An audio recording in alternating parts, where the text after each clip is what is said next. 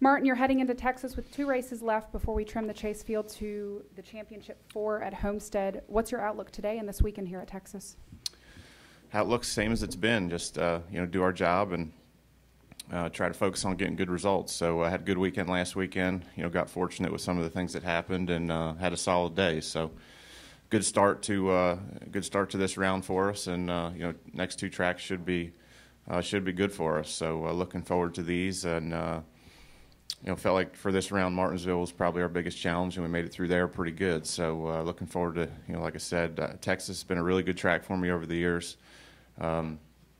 We weren't that great in the spring race. We need to get better. So hopefully, guys are excited about the car they brought and what they got working on. So looking forward to seeing what we got and go from here. All right, we'll go ahead and open it up to questions. We'll start with Lee Spencer and then George Diaz. Lee Spencer, Motorsport.com. You witnessed what went on last weekend at Martinsville, and I'm sure you've seen many replays.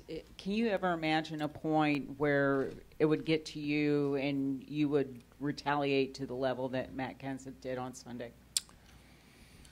I'm not sure. I haven't been in that position yet, so I guess we all have our breaking point. And, obviously he was at his, so no idea, to be honest. I mean, everything's escalating in the chase. It seems like each week, there's more on the line. Every position means more each and every one of these races, and it's just, I don't know. We'll have to wait and see, I guess. All right, we'll go to George and then Daniel.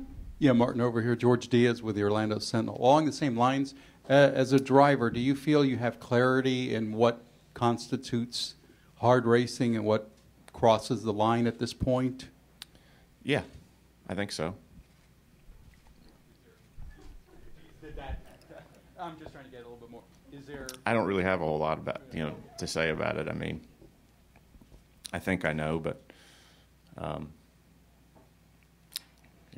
not sure. All right, we'll go ahead and go to Daniel. Daniel McFadden in NBC Sports. We have 3 races left with Jeff Gordon in the Sprint Cup Series, and I was wondering, do you remember the first time that you raced against him on the track, and also what's your favorite memory of racing against him? Oh, it's a good question. I don't remember the first time I actually raced him. I do remember the first time I passed him for position, and that was one of those things where you're like, wow, this is really cool to be racing and to be passing Jeff Gordon, and it's just obviously he's done so much in his career. I was really happy to see him win last week. I thought it was really cool to 3 races to go, and he's back in victory lane. It's to think about the fact that he's retiring still is hard to believe, but such a great competitor. In that first year, I believe it was at Atlanta, my first season where I passed him for the first time. I thought it was pretty awesome. All right, we'll go to Bob and then Pat. Bob Pockris, ESPN. As far as we can remember, we've never seen a driver get suspended for something on track for retaliation. Will that make any difference in what drivers do, or if you feel like you've been wronged, you'll still going to try to do something to make up for it? I don't know, Bob. It's hard to comment. You get kind of caught up in the moment sometimes. I've done things that I regret before on the racetrack, and never got me in a position like what we've seen this week. But I think that I guess the implications aren't really clear on how things work, and what kind of trouble you could get yourself into. And I think that it'll be, racing is racing. Guys have wrecked each other since racing started. Okay, I mean that's not going to change. Guys get mad all the time. I think that people will go about it differently now because of what happened this week for sure. How far that goes, I'm not real sure. We'll have to wait and see. All right, we'll go to Pat and then Chris. Pat DeCola, NASCAR.com. To your left, Martin. For whatever reason, maybe kind of because of the craziness we've seen all chase, you're kind of flying under the radar, I guess, but you're in great position. Is that underdog role kind of something you embrace, or do you wish that you got more attention and people were talking about you more as like a title contender, even though you are?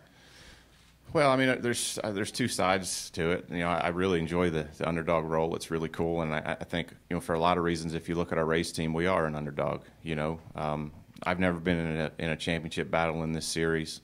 I've got a rookie crew chief. We're, you know, single car team in Denver. There's a lot of reasons why we really do fit the mold of an underdog. But at the same time, I get frustrated sometimes because I feel like, you know, what we've done this season gets overlooked, and it's, you know, I think people have short memories. You know, we were second in points in the summer, and we've had a really good season. So there's a lot of times where I'd like my team to get a lot more credit than they have.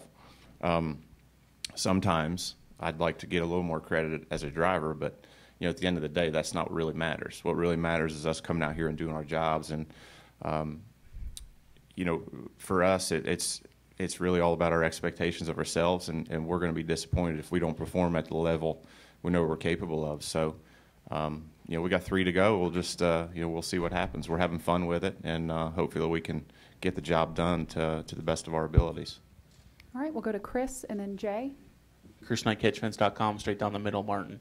A lot of things going on Furniture Row Racing. Obviously, you guys are in the chase, and then next year the big move to Toyota. How's the team handling all the different projects that's going on with the organization?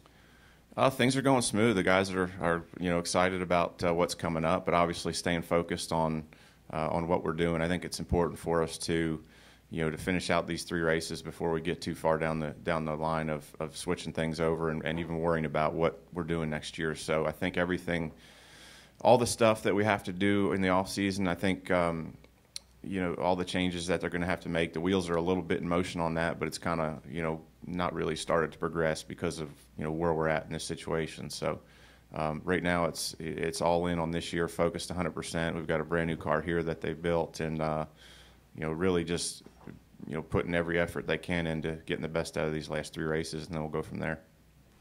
All right, we'll go to Jay. Jay Pennell, Fox Sports. You were 9th here earlier this year. I think you have an average finish of like 9th throughout the chase races. Is that good enough to get to Homestead, or do you guys need to improve or score a win to get in that Final Four?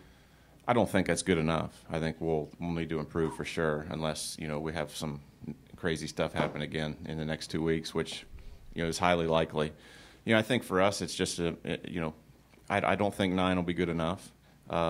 I also think there's, you know, almost every race in the chase besides Martinsville and Talladega we've run better than we finished. We need to change that. If we can, you know, finish the way we've been running, I think we'll be in good shape. You know, like I said, Texas and Phoenix, 2 good tracks for us. We tested out in Phoenix a month or so ago, and we were really fast. So looking forward to that one, and we'll definitely have to step it up. And it's just a matter of really not making mistakes and getting everything we can get out of the day. All right, we'll finish up with Jerry. Jerry Fraley, Dallas Morning News. Martin, on the subject of Jeff Gordon, you know, he's the sentimental favorite, people in the seats. Drivers such as yourself have expressed admiration for what he's done, but at some point you have to turn the switch off and remember, you know, it's your job to beat him and everybody else, and don't cut him any breaks. Don't, in a sense, pull back just to let him have that kind of finish. Oh, absolutely. I mean, that's, you know, that comes without saying. I mean, we all want to beat him. It's nice to see him win, but he got his, and now it's time to turn it up and shut him down. So he's had a, you know, an awesome career, like I said, and it was really neat to see him win last week. But when you're on the racetrack, it doesn't matter who you're racing. You know, if doesn't matter who they are, or what they've done, you want to beat them. So it's just second nature on the racetrack. All right, Martin, thanks for joining Yep. us, and good luck tomorrow. Thank you. Sunday.